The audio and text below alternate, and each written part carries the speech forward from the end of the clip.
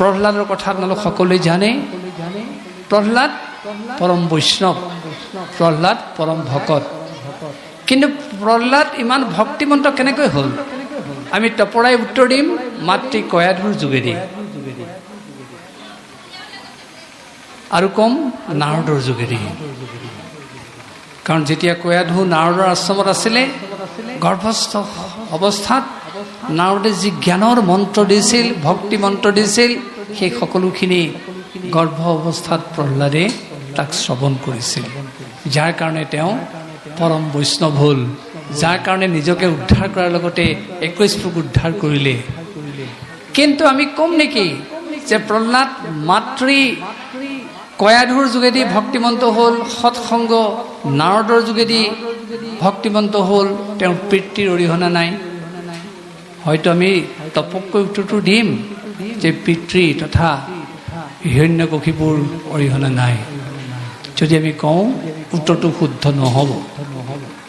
কাৰণ ৰসাত ৰক্ত তত মাংসা, মাংসাত মেদু প্ৰজায়তে, মেদুষ্ঠি তত মজ্জা তত শুক্ৰ সম্ভৱ। 7টা ধাতুৰেহে এটা সন্তান সৃষ্টি হ'ব পাৰে। পিতৃয়ে 4টা দিয়ে, মাতৃয়ে 3টা দিয়ে। এই 2 পক্ষৰ যদি সংযোগ নহয়, এটা সন্তান সৃষ্টি হ'ব নোৱাৰে।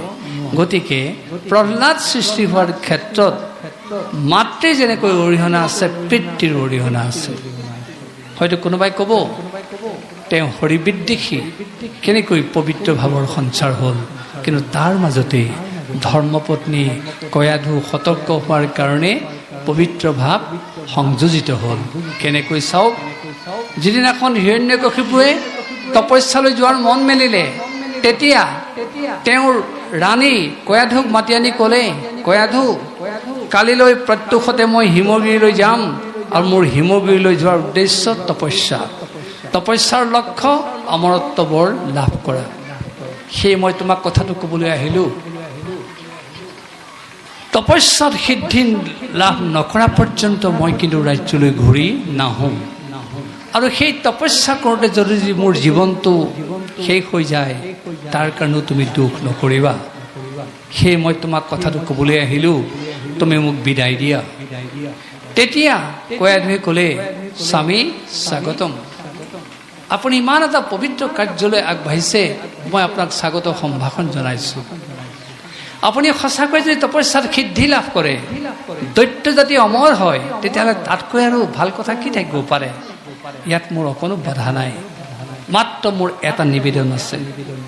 নিবেদনটো হৈছে, আপুনি নিজেই কৈছে যে আপোনাৰ এই তপস্যাৰ পৰিক্ৰমা কিমান দীঘলীয়া হয় ঠিক নাই, ৰাজ্যলৈ আকৌ ঘূৰি আহে নে নাহে তাৰো নিশ্চয়তা নাই। ইমান এটা দীঘলীয়া পৰিক্ৰমা হ'ব আপোনাৰ। সেয়ে আজিৰ দিনটো আপুনি মোক দিয়ক, মই আপোনাৰ লগত থাকি শান্তিৰে বাস কৰিম। তেতিয়া হিৰণ্যকশিপুৱে মানি ল'লে, ক'লে, বেছ কয়াধু, আজি মই সকলো চিন্তা ত্যাগ কৰি মই তোমাৰ লগত থাকিম। কথাৰ লগত কামোৰ মিল। ৰাতিপুৱাই হিৰণ্যকশিপু আৰু কয়াধু দুয়ো বহিলে। আলোচনা আৰম্ভ হ'ল গৃহ সংসাৰৰ কথা, ৰাজ্যৰ কথা, ধৰ্মৰ কথা। কথা পাতি থাকোঁতে থাকোঁতে তেওঁলোকৰ চোতালত এটা শুক পক্ষীয়ে গছৰ ডালত পৰি কেৱল নাৰায়ণ নাৰায়ণ নাৰায়ণ এই শব্দ উচ্চাৰণ কৰি আছে। দিন ভাগিলে, সন্ধ্যা লাগিলে, সন্ধ্যাও ভাগিলে। আকৌ লগে লগে কয়াধু আৰু হিৰণ্যকশিপু বহিলে। তেতিয়া কয়াধুৱে লাহেকৈ মাত লগালে, স্বামী আপুনি মোক কথা এটা ক'ব লাগে।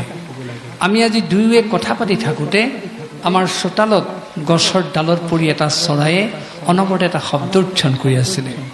মই যেনেকৈ শুনিছোঁ, মোৰ বিশ্বাস আপুনিও শুনিছে।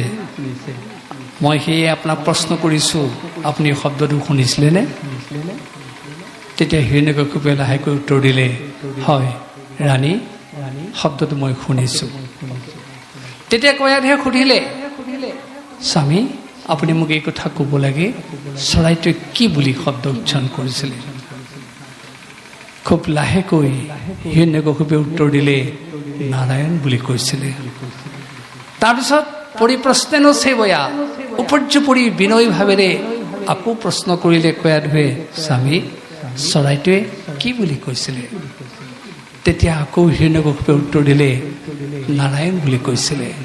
এইদৰে গোটেই ৰাতি হিৰণ্যকশিপুৰ মুখৰ পৰা কয়াধুৱে নাৰায়ণ নাৰায়ণ শব্দ উচ্চাৰণ কৰাই তেওঁৰ গৰ্ভত প্ৰহ্লাদৰ বীজ ৰোপণ কৰিলে, যাৰ কাৰণে প্ৰহ্লাদ ভক্তিমন্ত হোৱাৰ ক্ষেত্ৰত পিতৃ হিৰণ্যকশিপুৰৰ অৰিহণা আওপকীয়াকৈ হ'লেও সংযোজিত হ'ল।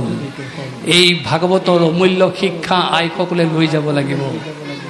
আইসকলৰ হাতত আচল চাবিকাঠি আছে। স্বামীজন যদি কিবা কাৰণত অবাতে গৈছে, আইসকলে স্বামীক ঘূৰাই আনিব লাগিব। সন্তান জন্ম এটা পশুবধ সম্ভোগৰ দৰে কাৰ্য নহয়। সন্তান জন্ম এটা পুত্তলিকা ক্ৰীড়া নহয়। 84 লক্ষ জীৱন পাৰ কৰাৰ পিছত প্ৰাণীয়ে মানুহৰ জীৱন পায়। এই দুৰ্লভ জন্ম দিয়াৰ ক্ষেত্ৰত স্বামী স্ত্ৰী সতৰ্ক হ'বই লাগিব।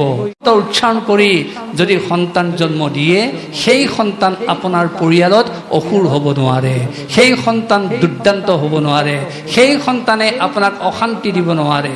তাকে নকৰি কেৱল সম্ভোগৰ চিন্তাৰে সন্তানটো জন্ম দিব, সেই সন্তানে আপোনাক মাৰিবলৈ খেদি যাবই, সেই সন্তানে আপোনাক অপঘাত কৰিবই, সেই সন্তানে সমাজত অশান্তিৰ সৃষ্টি কৰিবই।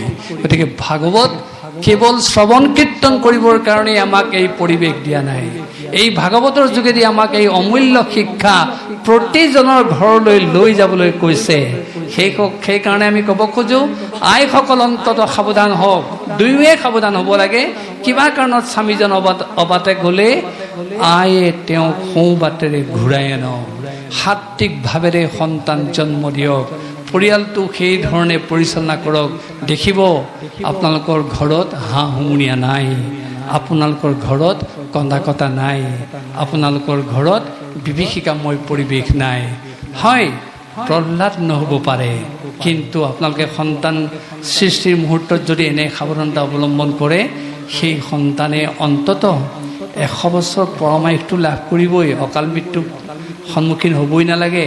আৰু তেওঁ জ্ঞানৱন্ত হ'ব, তেওঁ ভক্তিবন্ত হ'ব, আৰু তাৰ যোগেদি দেখিব যে আপোনালোকৰ সংসাৰখন সঁচাকৈয়ে উপচি পৰিছে। ধন টকা পইচাৰে সংসাৰখন উপচি পৰিব নোৱাৰে। পাৰিবাৰিক শান্তিৰেহে ঘৰখন উপচি পৰিব পাৰে, আৰু ইয়াৰ মূল নিদৰ্শন সন্তান।